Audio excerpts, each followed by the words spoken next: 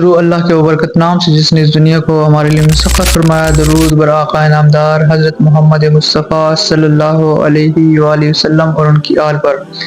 آج ہم شروع کرنے جا رہے ہیں حضرت فرید الدین عطار رحمۃ اللہ علیہ کی کتاب منطق العطیر، جسے انگریزی میں دی کمپس آف دی برڈز کہا جاتا ہے۔ کتاب کی ابتدا اور ہدہد سے خطاب۔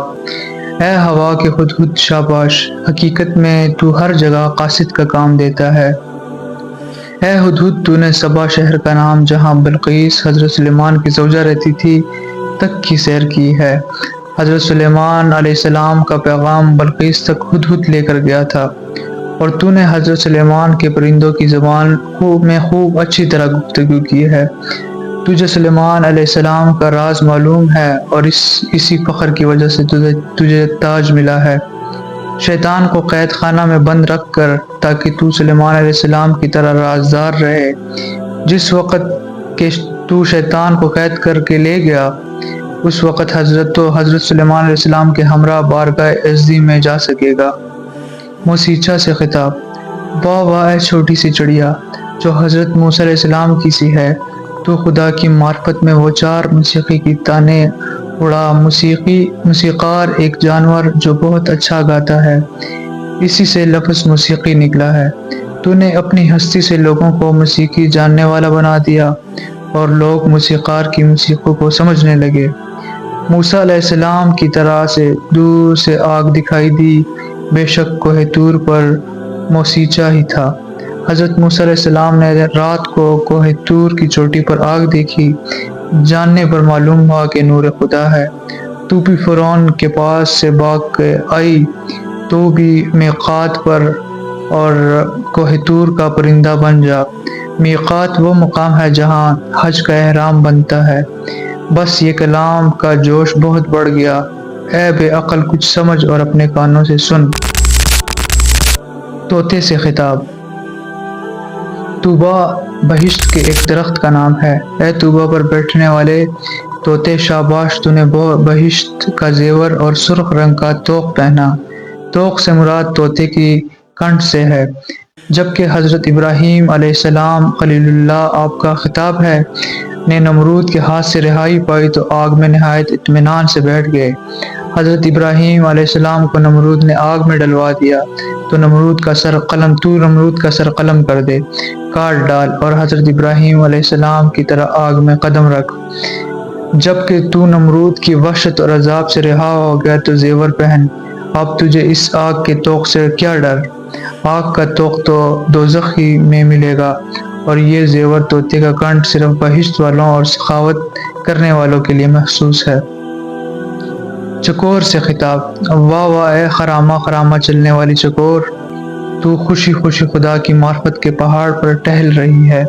اس معرفت خداوندی راستہ پر ٹھٹھے لگا اور خانہ کعبہ کا دروازہ کھٹکھٹا۔ اس پہاڑ کو بھوک کی وجہ سے چھوڑ دے، تاکہ تیرے لیے اس پہاڑ میں سے حضرت صالح علیہ السلام کی طرح اونٹنی برآمد ہو جائے۔ حضرت صالح علیہ السلام کو پہاڑ میں سے اونٹنی ملی تھی، یعنی تجھے جنت ملے گی جہاں ہمیشہ دودھ اور شہد کی نہریں بہتی ہیں۔ اگر تجھے اپنی بھلائی اور بہتری منظور ہے تو سفر کر تاکہ تیرے استقبال اور پیشوائی کے لیے حضرت صالح علیہ السلام آئیں۔ چرغ سے خطاب۔ چرغ ایک شکاری جانور شکرا کی قسم سے ہوتا ہے، جسے عربی میں صفرا کہتے ہیں۔ شاباش اے باز کے قاصد اور تیز نظر رکھنے والے، تو کب تک غصہ میں بھرا رہے گا؟ ازل سے تیرے پاؤں میں عشق کا خط بندھا ہوا ہے، تو اب تک اس خط کو اپنے پاؤں سے نہیں کھول سکتا۔ باز وغیرہ شکاری جانور ہمیشہ اپنے پاؤں پر چونچیں مارتے رہتے ہیں۔ شاعر کہتا ہے کہ ان کے پاؤں میں نامہ عشق بندھا ہے، اسے کھولنے کی کوشش کرتے ہیں۔ اپنی خدا کی طرف سے بخشی ہوئی عقل کو دل سے بدل لے، تاکہ تو ابد سے لے کر ازل تک تمام زمانہ دیکھ سکے۔ اپنی طبیعت کی چاروں لکڑیوں، یعنی ہر جان دار کا خمیر آب، آتش، خاک، بات سے بنا ہے، کو مردانہ وار توڑ دے۔ تو فنا ہو جا اور توحید کے غار میں سکونت اختیار کر۔ جب کہ تو اس غار میں جائے گا، اس وقت تجھے اطمینان اور چین نصیب ہوگا اور رسول خدا اس غار میں تیرے ساتھ ہوں گے۔ تیتر سے خطاب۔ الاسد سے اشارہ اس روز کی طرف ہے جب کہ خدا نے تمام مخلوق سے خطاب فرمایا، الاسد بربکم، یعنی کیا میں تمہارا رب نہیں ہوں؟ تو تمام نے جواب دیا، بلا، بے شک تو ہمارا خدا ہے۔ اس سے مراد عبد ہے۔ واہ واہ اے تیتر کہ تجھے عبد سے معراج حاصل ہے اور تیری آنکھیں اب تک راز الست پر لگی ہوئی ہیں، انہیں تجھے اپنا قول یاد ہے چونکہ تو نے روز الست خدا کا حکم دل و جان سے مان لیا تھا، اس لیے اب تو اپنے نفس جان سے بیزار ہو جا چونکہ تیرے نفس کے ساتھ مصیبت کا مور بھی موجود ہے۔ تو بھلا اس مور میں تو کیسے سلامت رہ سکتا ہے؟ یعنی نفس کی موجودگی میں تیری سلامتی ناممکن ہے، تو گناہ کا ارتکاب ضرور کرے گا۔ اپنے نفس سے مراد نفس امارہ ہے جو انسان میں خیالات فاسد بھڑکاتا ہے، کو حضرت عیسیٰ علیہ السلام کے گدھے کی طرح جلا دے، پھر عیسیٰ علیہ السلام کی طرح اپنی جان کو پاک کر لے اور اسے روشن کر۔ گدھا نفس جلا دے اور اپنی جان کے پرندے سے کام لے تاکہ حضرت عیسیٰ علیہ السلام روح اللہ، حضرت عیسیٰ کا لقب ہے، تیرا پیشوائی کو خوشی آئے گا۔ بلبل سے خطاب۔ اے عشق کے باغ کی بلبل شاباش، تو اپنے عشق کے داغوں کی تکلیف کی وجہ سے خوب آؤ بکا کر اپنے دل کے درد سے داؤد علیہ السلام کو بھی رلا دے۔ حضرت داؤد علیہ السلام بہت اچھا کلام پڑھتے تھے، لیکن یہ بلبل سے کہتے تھے کہ تو اس قدر عمدہ نالہ کر کے داؤد تک رونے لگے تاکہ وہ تیرے اوپر ہر وقت سینکڑوں جانیں قربان کرنے کو تیار ہو جائیں۔ تو کب تک اپنے نصیب نفس کے ساتھ ذرہ بناتا رہے گا؟ داؤد علیہ السلام کی طرح تو اپنے لوہے کو موم کر دے۔ حضرت داؤد علیہ السلام کو یہ قدرت حاصل تھی کہ لوہے کو موم کر دیتے تھے۔ اگر یہ تیرا لوہا نفس موم کی طرح نرم نہیں ہو جائے گا تو عشق خداوندی میں حضرت داؤد علیہ السلام کی طرح بڑا درجہ حاصل کر لے گا۔ مور سے خطاب۔ واہ واہ اے بہشت کے باغ کے مور، تو نے 7 سر والے سام کو جلا دیا۔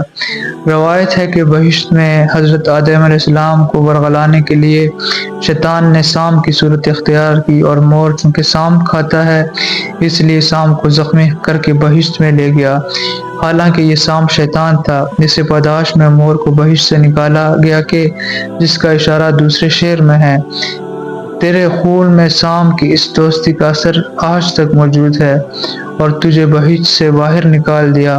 تو نے راستے میں طوبہ درخت کو دیکھا اور تیرا دل سیاہ ہو گیا، تو حیران ہو گیا جب تک تو اس سانپ اپنے نفس کو ہلاک نہیں کر دے گا۔ تو اس راز خدا کے عشق کے راز کے سمجھنے کے قابل نہیں ہوگا۔ اگر تجھے کم بخت سانپ سے نجات مل جائے تو تجھے بہشت میں ایک خاص اور اعلیٰ درجے حضرت آدم علیہ السلام کے ساتھ مل جائے گا۔ بٹیر سے خطاب۔ اے خوبصورت اور عاقبت اندیش بٹیر شاباش، تیرے دل کا چشمہ نور کے سمندر میں غرق ہے، تو اندھیرے کنویں میں پڑی ہوئی ہے اور آرام و تکلیف میں پھنسی ہوئی ہے، تو اپنے مچھلی جیسے نفس امارہ کے ہاتھوں پریشان ہے۔ تو کب تک نفس کی برائیاں دیکھتی رہے گی؟ تو اس برائی چاہنے والے نفس کی مچھلی کا سر کاٹ ڈال تاکہ تو اپنا سر چاند سے گھس سکے۔ ماہی پستی سے مراد ہے اور چاند بلندی سے، یعنی تو اس پستی سے بلند مرتبہ پر جا پہنچے۔ اگر تجھے اپنے نفس کی مچھلی سے رہائی مل جائے تو حضرت یونس علیہ السلام کے ہمراہ تجھے بہشت کے صدر میں جگہ ملے۔ فاختہ سے خطاب۔ شاباش اے فاختہ، تو بھی نغمہ سرائی کر تاکہ 7 آسمان تجھ پر موتی برسائیں، چونکہ تیرے گلے میں وفا کا توق ہے، اس لیے بے وفائی کرنا تیرے لیے معیوب ہے۔ جب تک کہ تیرے جسم کا ایک بال بھی باقی رہے گا میں تجھے سر سے لے کر پاؤں تک بے وفا کہتا رہوں گا۔ اگر تو اپنے آپ سے باہر آ جائے گی تو اپنے نفس مندی کی وجہ سے تجھے حقیقت خداوندی کا راستہ مل جائے گا، اور جب کہ تیری عقل تجھے معرفت اور حقیقت کی طرف لائے گی تو حضرت خضر علیہ السلام تیرے لیے آب حیات لائیں گے۔ قمری سے خطاب۔ واہ واہ اے گانے والی قمری، تو بھی آ گئی۔ تو خوش خوش گئی تھی، اب رنجیدہ واپس کیوں آئی ہے؟ اس رنجیدہ قمری کو دیکھ کر خون میں ڈوبی ہوئی آئی ہے۔ اور حضرت یونس علیہ السلام ذوالنون حضرت یونس علیہ السلام کو اس لیے کہتے ہیں کہ آپ 7 روز تک مچھلی کے پیٹ میں رہیں کی طرح قید خانہ ہے۔ اپنے تئیں اسے اس اندھیرے کنویں سے نکال اور اپنا سر آسمان سے بھی بلند کر لے، بلند مرتبہ ہو جا، یوسف کی طرح قید خانے اور کنویں میں سے نکل آ، تاکہ عزت کے مصر میں ان کی طرح بادشاہ بن جائے۔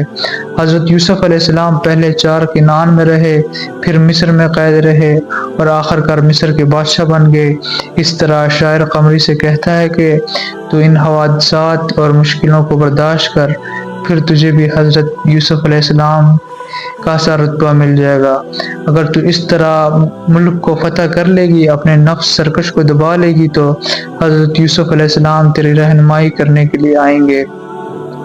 باز سے خطاب: واہ واہ اے باز، تو بھی اڑتا ہوا آ گیا۔ تو سرکشی کر کے گیا تھا، یعنی آسمان کی طرف اڑا تھا، لیکن اب پھر سر لٹکائے پستی کی طرف آیا۔ جب تک تو شرمسار سرنگوں ہے، سرکشی اور غرور مت کر، تو اپنے آپ کو فرما بردار اور مطیع رکھ۔ جب تک کہ تو اس گناہ کے خون میں بھرا ہوا ہے، تو دنیا بھر کے مردار جانوروں میں پھنسا ہوا ہے۔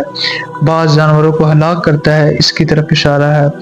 بے شک تو رنجیدہ اور غمگین ہے، کیونکہ تیری مراد حاصل نہیں ہوئی۔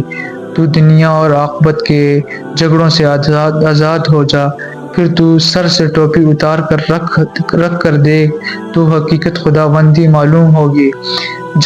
جب کہ تو ان دونوں جہانوں کا خیال چھوڑ دے گا، تو پھر سکندر ذوالقرنین، سکندر کا لقب ہے، کے تخت پر تجھے جگہ مل جائے گی۔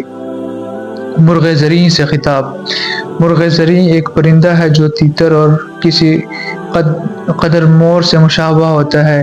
اس کے بالوں پر سبزی مائل اور سنہرے ہوتے ہیں اور سر پر قلقی ہوتی ہے، قد میں مرغی کے برابر ہوتا ہے۔ اے مرغ زریں، شاباش، اندر آ جا، اپنے کام میں آگ کی طرح تیزی سے مشغول ہو جا۔ جو چیز بھی تیرے سامنے آئے اسے اپنی گرمی اور تیزی سے جلا ڈال۔ روز ازل سے تجھے جسم اور روح کی سی سلی ہوئی ملی ہے، یعنی جس طرح تیرا جسم چمکدار ہے، اس طرح تیری روح بھی روشن و خوشنما ہے۔ جبکہ تو ہر چیز جو تیرے سامنے آئے گی اسے جلا دے گا، تو خدا کی مہربانی ہر لمحہ تیرے لیے بڑھتی جائے گی۔ جب کہ تیرا دل خدا کے وعدوں سے واقف ہو جائے، تو اپنے آپ کو خدا کے کاموں کے لیے وقف کر دے، اور جب تو خدا کے کاموں میں غائب ہو جائے گا، تو تیری ہستی فنا ہو کر صرف خدا کی ہستی رہ جائے گی، اور بس، یعنی تو فنا فی اللہ ہو جائے گا۔ تمام دنیا کے پرندوں کا جمع ہونا اور منطق کی کہانی کی ابتدا۔